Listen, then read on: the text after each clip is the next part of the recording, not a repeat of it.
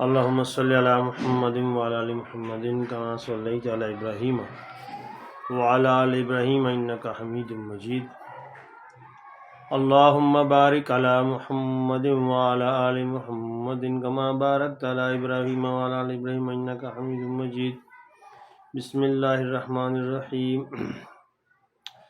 آج اس ویڈیو میں آپ کو 3-4 سوالوں کے جواب دوں گا۔ جواب آپ کو سامنے نظر آ رہے ہوں گے۔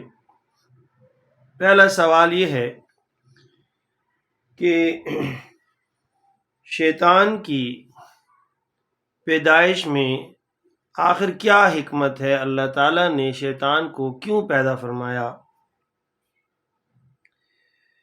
تو اس کا جواب کچھ اس طرح ہے۔ کئی لوگوں نے اس کے جواب دیے ہیں اور کئی جوابات ہیں اس کے۔ مثال کے طور پر ایک جواب یہ ہے، اللہ تعالیٰ نے چاہا کہ ہمارے گناہ معاف فرمائے تو ان کا وبال شیطان پر ڈال دیا جائے تاکہ اسے ڈبل عذاب ہو، دگنا چگنا عذاب ہو۔ لہذا اگر آگ نہ ہوتی تو عود کی خوشبو ظاہر نہ ہوتی۔ ایسی ہی اگر شیطان نہ ہوتا تو ایماندار کی فضیلت کا کیسے پتہ چلتا؟ یعنی یہ کمپیریزن ہے ایماندار کا، اس کے اعمال کا، اور شیطان کا۔ اگر شیطان نہ ہوتا تو ایماندار کی فضیلت کے ساتھ کمپیریزن کیسے کیا جاتا؟ لہذا اللہ کی حکمت ہے۔ دوسرا سوال، اس سوال کا جواب دوسرا اس طرح ہے کہ مثال کے طور پر شہر کے لیے کوئی خاص خاکروب ہوتا ہے جو کوڑا کرکٹ دور کرتا ہے، حتیٰ کہ جس کے پاس مشک و عنبر جیسی خوشبوئیں بھی ہوتی ہیں وہ بھی صفائی کا محتاج ہوتا ہے۔ پس دل میں خواہش نفس کوڑا کرکٹ ہے، اس لیے شہر قلب میں نفس کی بدبو کو دور کرنے کے لیے شیطان کو خاکروب بنایا ہے۔ نیز یہ کہ اللہ تعالیٰ ایمانداروں کا مددگار ہونے کے باوجود کبھی ان کو شکست سے بھی دوچار کر دیتا ہے۔ کیوں؟ اس لیے کہ انہیں شہادت کی نعمت سے سرفراز کر دیا جائے، اور کبھی فتح سے بہرہ مند کرتا ہے تاکہ انہیں غنیمت سے مالا مال کیا جا سکے۔ اسی طرح کبھی ایماندار کو شیطان پر غلبہ عطا فرما دیتا ہے تاکہ انہیں جنت ملے۔ اس طرح وہ دنیا اور جنت دونوں جہانوں میں لذت سے آشنا رہتے ہیں، شاد کام ہوتے ہیں۔ حضرت عبداللہ ابن معاذ رضی اللہ عنہ سے کشف الاسرار میں ایک بیان ہے کہ اللہ تعالیٰ نے شیطان کو تاریکی سے بنایا۔ بعض کہتے ہیں کہ اللہ تعالیٰ نے شیطان کو لعنت سے بنایا۔ جن لوگوں نے شیطان کو فرشتوں میں شمار کیا ہے، حضرت امام راضی رحمۃ اللہ علیہ ان کے رد میں فرماتے ہیں کہ فرشتے نور سے تخلیق ہوئے اور شیطان نار سے یعنی آگ سے بنایا گیا۔ امام نووی رحمۃ اللہ علیہ نے اس طرح فرمایا ہے کہ شیطان فرشتوں میں شامل تھا۔ حضرت قاضی ایاز رحمۃ اللہ علیہ کا بیان ہے کہ ابلیس ابو الجن ہے، جیسے کہ حضرت آدم علیہ السلام ابو البشر ہیں۔ حدیث شریف میں آتا ہے کہ جب اللہ تعالیٰ نے شیطان کی بیوی کو پیدا کرنا چاہا تو اس پر غضب مسلط کر دیا گیا، جس سے ایک شعلہ بلند ہوا اور اسی سے اس کی عورت کو پیدا کیا۔ علامہ ابن عماد رحمۃ اللہ فرماتے ہیں، ابلیس کی دائیں جانب میں ذکر اور بائیں جانب میں فرج ہے، جن کو اس کی اصلی صورت میں دیکھنا ممنوع ہے۔ کہتے ہیں اگر 40 جن مکلف ہوں تو ان پر نماز جمعہ واجب ہو جاتی ہے، اور جہاں جن و انس اکٹھے ہوں تو جن انسان کی صورت میں آ جاتے ہیں۔ واللہ تعالی عالم۔ یہ ساری باتیں میں نے جس کتاب سے لی ہیں اس کتاب کا نام نزہۃ المجالس ہے۔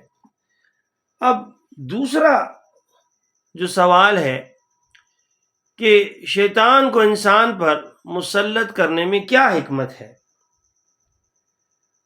تو حضرت علی رحمۃ اللہ علیہ سورہ یوسف کی تفسیر میں فرماتے ہیں کہ شیطان کو انسان پر مسلط کر دینے میں یہ حکمت پوشیدہ ہے کہ اللہ تعالیٰ اپنے لطف عظیم کے صدقے میں ہمارے گناہ اسی کے سر تھوپ دے گا، کیونکہ یہ فعل تو شیطان کا ہے، جیسے اللہ تعالیٰ نے فرمایا فَأَزَلَّهُمُ الشَّيْطَانُ وَمَا أَنسَانِيهِ إِلَّا الشَّيْطَانُ، پس انہیں شیطان نے لغزش دی اور مجھے تو شیطان نے بلا دیا، ھذا من عمل الشیطان، یہ تو شیطان کا کام ہے، من بعد ان نزغ الشیطان بینی و بین اخوتی، اس کے بعد شیطان نے میرے اور میرے بھائیوں کے درمیان دشمنی ڈالنے کا کردار انجام دیا، ان افعال و اعمال کے باعث تو شیطان مجرم ٹھہرا۔ حضرت نشاپوری رحمۃ اللہ علیہ فرماتے ہیں مومن پر شیطان کو مسلط کرنے میں یہ حکمت ہے کہ جب وہ ایماندار کو گناہ میں ڈال دے گا اور اس کے بعد وہ ایماندار توبہ استغفار کو اپنا لے گا تو یہ توبہ شیطان کے لیے بہت بڑا عذاب ثابت ہوگی اور حسرت سے کہے گا کاش کہ میں اسے گناہ کی طرف مائل ہی نہ کرتا تو کتنا اچھا ہوتا۔ جیسے شکاری کے جال سے پھنسا ہوا شکار نکل جائے تو اس بات سے زیادہ تکلیف دہ محسوس ہوتا ہے کہ شکار جال میں پھنستا ہی نہ تو بہتر تھا۔ نیز فرماتی ہیں ایماندار کی شیطان کے ساتھ ایسی کیفیت ہے جیسے درخت پر کسی انسان کا گزر ہو اور وہ اس سے مسواک کاٹ لے تو درخت کا مالک مواخذہ نہیں کرے گا کیونکہ نئی شاخ نکل آئے گی، اور اگر وہ آدمی اس درخت کو تنے سے کاٹنے لگے گا تو مالک اس سے یقیناً جھگڑے گا کیونکہ اب اس فعل سے درخت ہی نہیں رہے گا۔ پس گناہ مسواک کی مثال ہے جس کے بعد اور نیکی ظاہر ہو جائے گی، اور کفر جو ہے جڑ کاٹنے کی مانند ہے۔ پس جب شیطان کسی انسان کو کفر پر آمادہ کرتا ہے تو اللہ تعالیٰ اسے منع فرما دیتا ہے۔ تیسرا سوال یہ ہے شیطان سے پناہ کیوں مانگی جاتی ہے، اس میں کیا حکمت ہے کہ حضرت جبرائیل علیہ السلام اور دیگر فرشتوں کو چھوڑ کر صرف شیطان سے خدا کی پناہ مانگی جاتی ہے، جبکہ فرشتوں سے بھی امداد طلب کی جا سکتی ہے اور چھوٹے سے چھوٹا فرشتہ بھی اس کے شر سے بچانے کی طاقت رکھتا ہے؟ اور کیا یہ بات اللہ تعالی کی شان کے لائق ہے کہ اس نہایت ذلیل اور کمینے کے لیے اللہ تعالیٰ کا نام لیا جائے؟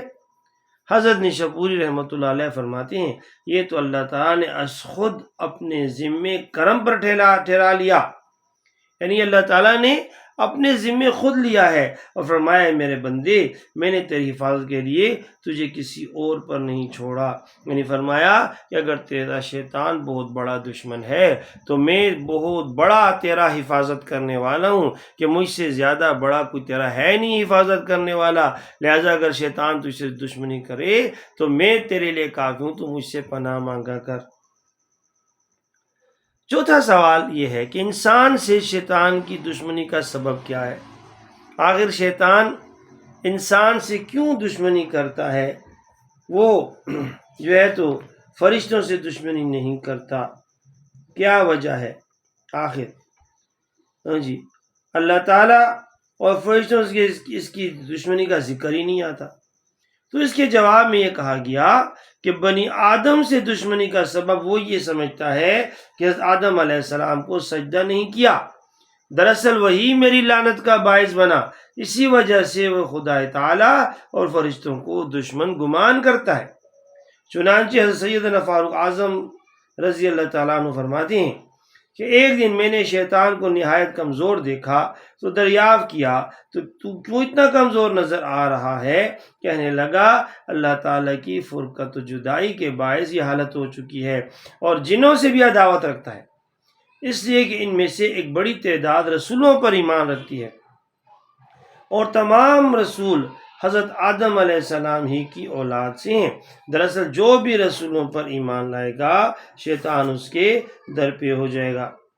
اب ایک آخری سوال میں آپ کو اس کا جواب دیتا ہوں، پہلے میں یہ سوال آپ کے لیے لکھ لیتا ہوں یہاں پر کہ آخر تعوذ اور تسمیہ کو اکٹھے کرنے میں کیا حکمت ہے؟ تعوذ، سوال یہ ہے کہ تعوذ اور تسمیہ کو اکٹھا کرنے میں کیا حکمت ہے؟ کیا حکمت ہے؟ یعنی تعوذ اور تسمیہ کو اکٹھا کیوں کیا جاتا ہے؟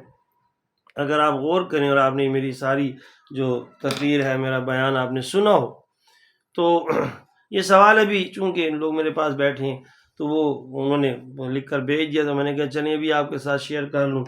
تو میں نے آپ کو بھی بتایا کہ اللہ تعالیٰ اتنی بڑی ذات ہے کہ شیطان جیسے لعین اور ذلیل کے لیے اللہ کا نام تو لینا ہی نہیں چاہیے، لیکن چونکہ اللہ تعالیٰ نے خود اپنے کرم سے اپنے ذمہ لیا، اور انسان کو یہ بتانے کے لیے کہ اگر شیطان تیرا دشمن ہے تو سب سے بڑا محافظ میں ہوں تیرا، مجھ سے بڑا اور کوئی محافظ ہو ہی نہیں سکتا، لہذا شیطان سے تمہیں ڈرنے کی ضرورت نہیں ہے، شیطان کا مقابلہ مت کرو، شیطان سے بچنے کے لیے جو باتیں میں نے تمہیں بتائی ہیں وہ اختیار کرو، تیری طرف سے مقابلے کے لیے میں کافی ہوں، اور اگر مقابلہ کرنا پڑے تو اللہ تعالیٰ جو ہیں وہ آپ کو شیطان جیسی بڑے خبیث دشمن سے مقابلے کی ہمت دے گا۔